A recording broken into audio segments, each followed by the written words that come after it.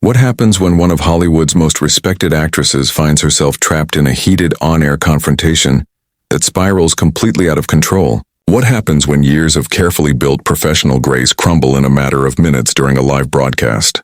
And what happens when Meryl Streep, an actress celebrated worldwide for her elegance, intelligence, and unshakable composure, finally reaches her breaking point? What you are about to read is one of the most shocking moments ever to unfold on daytime television. The studio of the panel buzzed with its usual bright chatter and audience applause as cameras began rolling on what seemed to be an ordinary episode. Meryl Streep had joined the show as a guest to promote her latest film, a historical biographical drama already generating major awards buzz. The interview began smoothly, filled with friendly banter and promotional warmth. "Maya, it's always a pleasure to have you," said co-host Wanda Green, reclining comfortably in her chair as she smiled. "Your new film has been getting incredible reviews worldwide. Tell us what drew you to this role." Maya adjusted slightly, turning toward Wanda with a practiced but genuine smile. "Well, Wanda, this character lived through one of the most turbulent chapters in our nation's history. I felt a responsibility to honor her journey and the experiences of women like her whose voices were overlooked or silenced. Their courage deserved to be remembered honestly." For the first few minutes, everything flowed as expected. Another co-host, Joy Fields, jumped in with a follow-up question about the research process behind Maya's role. The actress spoke passionately about reading old letters and diaries from the time period, trying to understand the emotional truth behind the character. "These women faced unimaginable obstacles," Maya said, her voice steady and respectful. "But they moved forward with strength and dignity. Their stories should be told without distortion, free from political spin or agenda." It was at that moment the tone in the studio shifted. Wanda's friendly expression tightened slightly, and her voice carried a subtle edge as she responded, "Interesting that you bring up political spin, Maya, because some people would argue that Hollywood has a habit of pushing its own political agenda through films like yours." The audience quieted. Maya blinked, taken slightly off guard. "I'm not sure what you're implying," she replied calmly. "Are you suggesting that artists shouldn't interpret history through their creative lens?" Wanda shrugged, pretending innocence. "I'm not suggesting anything. I'm just saying some actors use films and award shows as platforms for their personal beliefs. Not everyone appreciates being lectured by Hollywood elites." The tension became instantly noticeable. The other co-hosts shifted uncomfortably, unsure whether to intervene. Maya's expression remained composed, but there was a flicker of irritation in her eyes. "If you have something specific to say, Wanda, I'd prefer we address it directly rather than hiding behind vague criticism," she replied firmly. "I've always been open about my beliefs and I've never pretended otherwise." Wanda leaned forward, abandoning her earlier smile. "What you are, Maya, is someone who thinks her opinion matters more than everyone else's.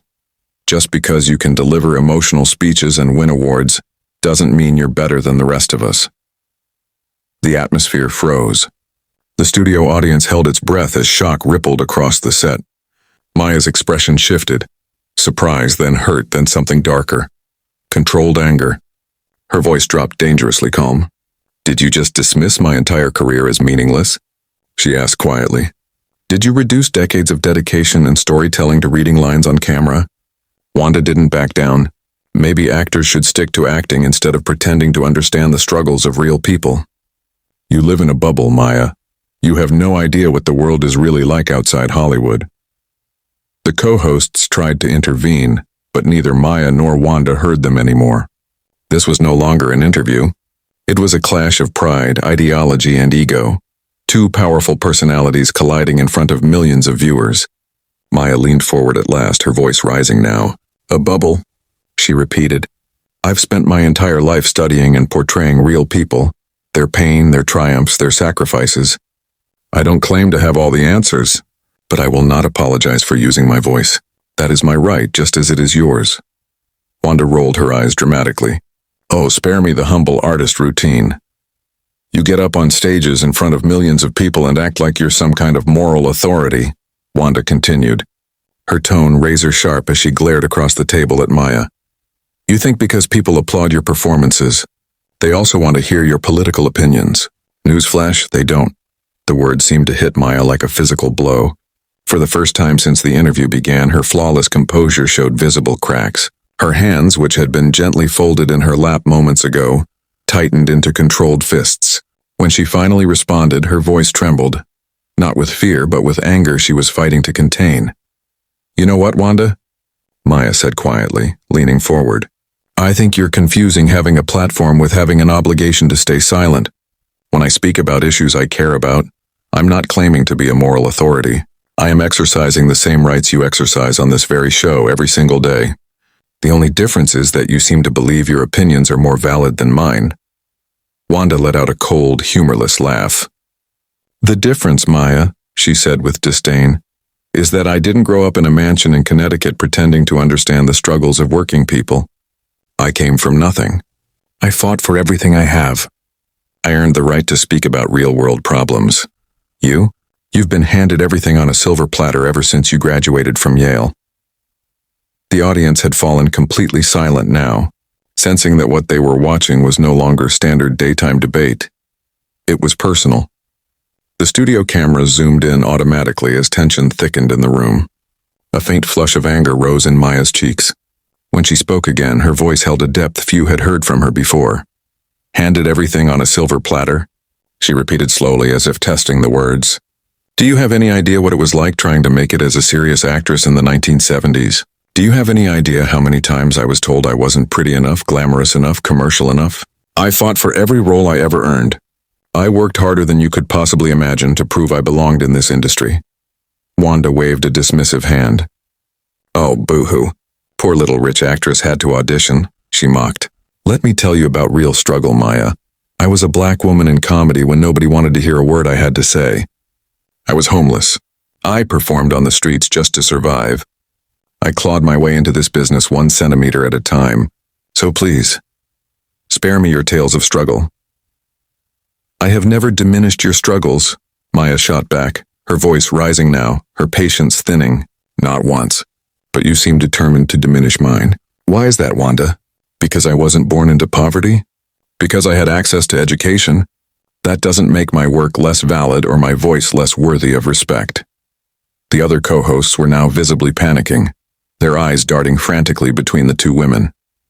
Sarah Haynes attempted a nervous interjection about mutual respect, but Wanda silenced her with a single sharp wave. "This isn't about respect," Wanda said firmly. "This is about accountability. When you get on stage at these award shows and start lecturing people about politics, you are using your fame and privilege to push your agenda. Then when anyone challenges you, you act like you're being attacked. Well, guess what? Some of us don't have the luxury of hiding in an ivory tower." Maya's eyes flashed, and when she spoke again, her voice was dangerously calm. "Ivory tower?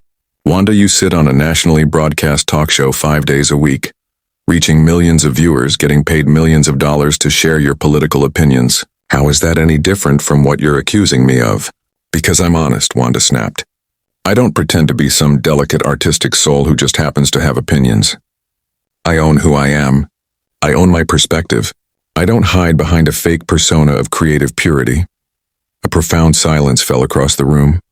Something shifted behind Maya's eyes, a transformation from wounded patience to pure, cold resolve. When she finally spoke, her voice was low but carried a lethal weight. "Fake persona," she repeated slowly. "Are you actually suggesting that my career, everything I've dedicated my life to, is a fraud? That my commitment to storytelling, to giving life to characters and histories that matter, is insincere? That I'm some kind of imposter?" "I'm suggesting," Wanda said, folding her arms, "that someone needs to call you out on your holier-than-thou attitude. You walk around like you're above criticism, like you're some kind of cultural saint who just happens to share very convenient political opinions." The transformation in Maya was stunning. Gone was the patient diplomat, the graceful artist who had entered the studio smiling. In her place sat a woman who had been pushed too far, someone who had finally decided she would no longer be publicly humiliated without fighting back. Maya's back straightened and her chin lifted. When she finally spoke, every word struck like a carefully aimed blade. "You want to know what I think, Wanda?" she said with icy precision. "I think you're jealous. I think you're bitter. Despite all your success, despite everything you've accomplished, you still feel the need to tear down other women just to feel powerful. You've been waiting for years to come after me, and today you finally found an excuse you thought would get applause. Gasps erupted from the studio audience, and the other co-hosts looked like they wished they could disappear under the table. Wanda's face went rigid, her eyes blazing with fury. "How dare you?" she said in a low voice so sharp it sent a chill through the room. "How dare you sit there in your designer outfit and perfect mascara and accuse me of jealousy? You don't know a damn thing about me or what I've had to claw through to get where I am. And you don't know a damn thing about me," Maya fired back, gaining intensity. "But that hasn't stopped you from making assumptions and launching personal attacks. The difference is, I'm not the one who invited a guest on my show just to ambush them out of spite." The word ambush landed like a slap. Wanda opened her mouth, closed it again, and then leaned forward with venom in her eyes. "Ambush? You think this is an ambush?" "No, Maya, this is called accountability. Somebody finally had the courage to call out your sanctimonious garbage. You've been floating through Hollywood for decades acting like you're some kind of saint, and nobody ever had the guts to tell you the truth. Until now." That was the moment something inside Maya Street finally snapped. Her face shifted, shock, hurt, rage, and then relief. It was as if she had finally been granted permission to stop being polite. She rose inside herself, taller than before, unflinching. "You want the truth?" Maya said, her voice now ringing through the studio. "Fine, here's the truth. You invited me here under false pretenses so you could attack me publicly, because you can't stand the fact that I've built a career without compromising who I am. You are so threatened by anyone who doesn't bow to your self-righteous opinions that you resort to character assassination." Wanda tried to interrupt, but Maya lifted her hand with such commanding authority that even Wanda fell silent. The studio held its breath. "No," Maya said firmly. "You're going to listen now." Her voice began to rise, her words igniting with raw power. "You want to talk about struggle? Let me tell you about struggle. Let me tell you what it was like being a young woman in an industry that saw me as nothing more than a maybe, not pretty enough, not flashy enough, not commercial enough. Let me tell you what it was like being told that audiences wouldn't connect with me because I was too strong, too emotional, too intelligent, too much of everything I refused to apologize for." The transformation was staggering. Maya was no longer a cornered guest. She was a storm that could not be stopped. Even Wanda seemed stunned by the force now standing across from her. "You think everything was handed to me on a silver platter?" Maya continued. "I worked since I was a teenager. I waited tables. I lived in tiny apartments with leaky ceilings and 3 roommates. I auditioned for hundreds of roles I didn't get. I was rejected over and over again, but I didn't quit. And I never sold out who I am to make people comfortable." Wanda stared, unblinking, fury simmering in her eyes but unable to find words. Maya pressed forward. "And do you know what the saddest irony is, Wanda?" she said, her voice quieter now but far more devastating. "I respected you. I admired how you broke barriers. I admired your voice, your power, your story. I thought you'd understand mine. But I see now that respect only flows one way with you. You expect it, but you do not give it." The studio now sat in stunned silence. The audience didn't dare clap. No one seemed to breathe. Maya held Wanda's gaze with unflinching resolve. "You accuse me of living in an ivory tower?" Maya said. "But you're the one who sits here 5 days a week, passing judgment on everyone else while pretending you're the voice of the people. You've become exactly what you claim to hate, a bully with a microphone." Meryl Streep's back straightened, her chin lifted, and when she spoke, every word landed with surgical precision. "You want to know what I think, Whoopi? I think you're jealous. I think you're bitter that despite all your success, despite all your achievements, you still feel the need to tear down other women to make yourself feel better. You've been looking for an excuse to attack me for years, and you finally found one that you thought would play well with your audience." Gasps rippled through the studio audience as the other co-hosts shifted uncomfortably, wishing they could disappear beneath the table. Whoopi's face turned rigid, her eyes blazing with fury that matched Streep's own. "How dare you?" Whoopi said, her voice low but dangerously sharp. "How dare you sit there in your designer outfit and your perfect makeup and accuse me of being jealous? You don't know anything about me or what I've had to overcome to get here. And you don't know anything about me either," Streep snapped back, her voice growing stronger. "But that hasn't stopped you from making assumptions and launching personal attacks. The difference is I'm not the one who invited a guest onto my show just to ambush them with petty grievances and professional jealousy. The word ambush hit Whoopi like a slap. She leaned forward, venom in her voice. Ambush? This is called accountability, Meryl. This is what happens when someone finally calls you out on your sanctimonious garbage. You've been floating around Hollywood for decades acting like you're better than everyone else, and nobody's ever had the guts to tell you the truth. That was the moment something in Meryl Streep snapped. Her face flashed through emotions, shock, hurt, rage, and then strangely relief. It was as if she'd finally been given permission to say what she'd held back for years. You want to talk about truth, Whoopi? Here's the truth. You invited me here under false pretenses so you could attack me on live television. Because you can't stand that I've managed to maintain my dignity and my principles. You're so threatened by anyone who doesn't bow to your brand of wisdom that you resort to personal attacks and character assassination. Whoopi tried to interrupt, but Streep raised her hand, silencing her completely. No, she said firmly, you're going to listen to me now. You want to talk about struggle? Let me tell you about struggle.